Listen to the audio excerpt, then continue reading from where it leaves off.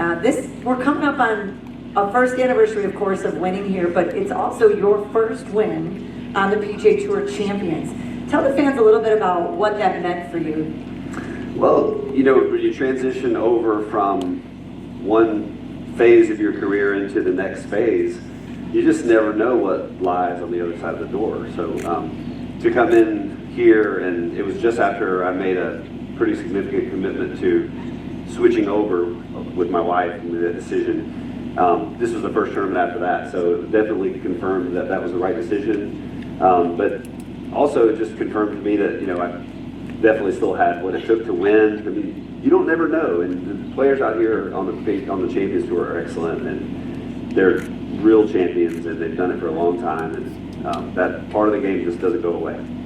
I'll tell you, the competitive juices are still flowing, probably as strong as in the peak of your career, but what is the real difference for you between, you've now committed, kind of like you said, to playing more tournament on the PGA Tour, more events? What's the real difference? Tell us how it feels different and what the difference is among the players and the competition. It's a little bit like it was when I first started out, and maybe even before that. It's just a little more camaraderie, it's a smaller group, the fields are half the size, and you just kind of know everyone personally. Everybody's more open. The PGA Tour is just a little bit more business-like, and it needs to be, because that's the players that are just going for it, all their chips are in the table, in the middle, and so most of the Champions Tour players have kind of already done that, and we've earned our spot, and there's very little downside. We're just having a good time playing, and get a chance to win, regularly if you got some skills, and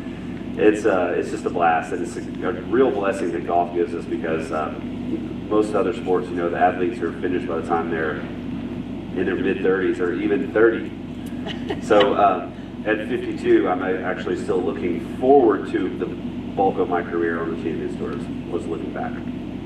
Well, that's such a great perspective, and we say it all the time out here in this community. Grant Blank has had the benefit of enjoying both PGA Tour competition over the history, but the last coming into 8 years in the Champions Tour, and just how much more relaxed, approachable, friendly the environment is. You really hit the nail on the head. But you've been having a great year. You've made the commitment. You're playing consistently. Already this year, 12 starts, 9 top 10s. You've been runner-up twice, and then you clinched your second win over a playoff with Retief Goosen at Insperity Invitational. Tell us, how does that feel to just see the results piling up, knowing that you're having such strong success coming out of the gate?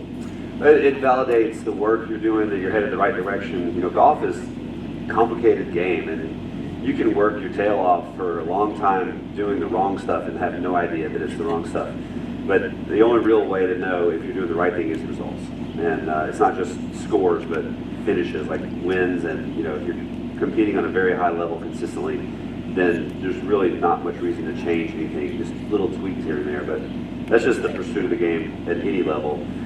I'd say that this year has been, I would call it, moderately successful, because I only have one win. I could have probably had maybe 1 or 2 more, but it's been a lot of fun. Even not winning is still obviously not the goal, but like I had a great battle with Padraig Harrington in the U.S. Senior Open last week, and he won because he just played a little tiny bit better than I did at the end, and it was a lot of fun, and I'm sure we'll do that many more times.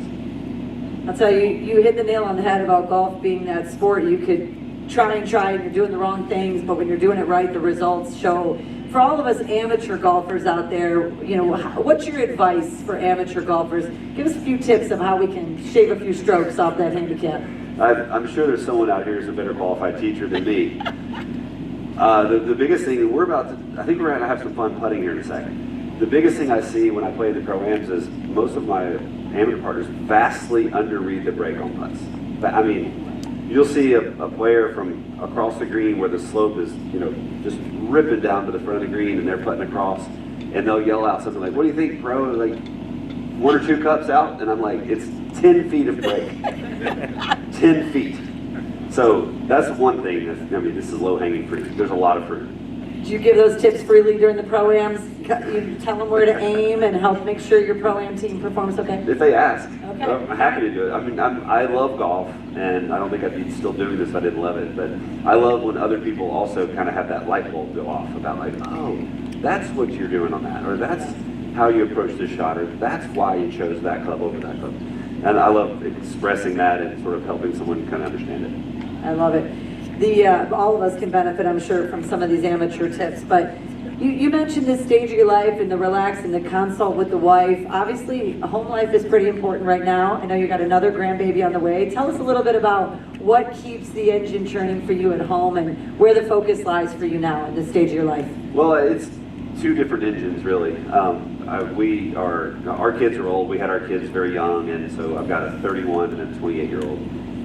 We got grandbaby number 2 coming in about 5 days, and that's one engine for sure. You know, I'm motivated to be at home as much as possible, and when I'm home, I'm fortunate to be able to pretty much be like off. I mean, I do practice, of course, you know, but I can schedule my time where I have plenty of time for them. So, and my wife's the same way.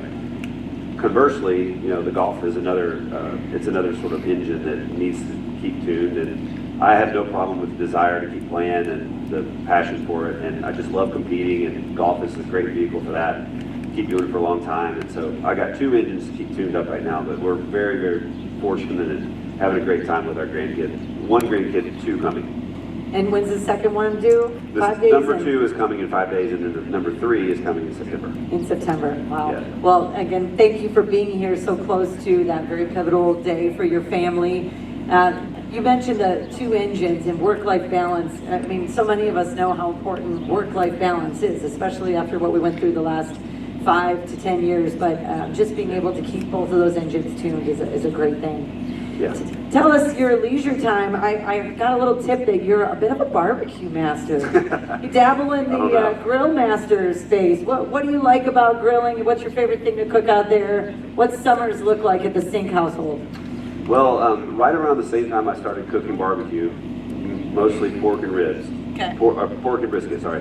Pork and brisket. Okay. At the same time, my wife decided that she didn't want to eat pork or beef anymore. And I don't know if it happened just after my first try as a cook or just before, but she stopped. So I lost one of my great taste testers. And now I only bother her with something if it's really good, and I'm like, you have to try this, and so she'll try it. But she still likes it, but she's like, I don't think I want more than a bite. Yeah. But it is fun.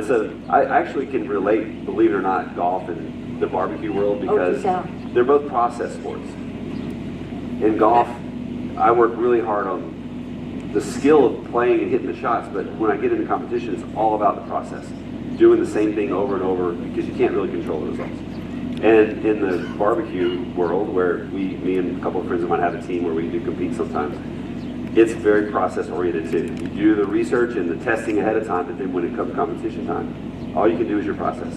How many people are surprised to hear he's competitive in his barbecue as well? Not at all. Nobody is surprised at that, because who it must isn't? flow through your veins, that competition, the urge to compete. Have you put any medals in the barbecue chest yet? Well, in the barbecue world, the medals come more in the form of an envelope with a couple $100 bills, if you're lucky. So we did claim a first place prize in ribs in the pro division one time. That's in a bunch of top tens, but our only win has come in ribs. That's fantastic. That's fantastic.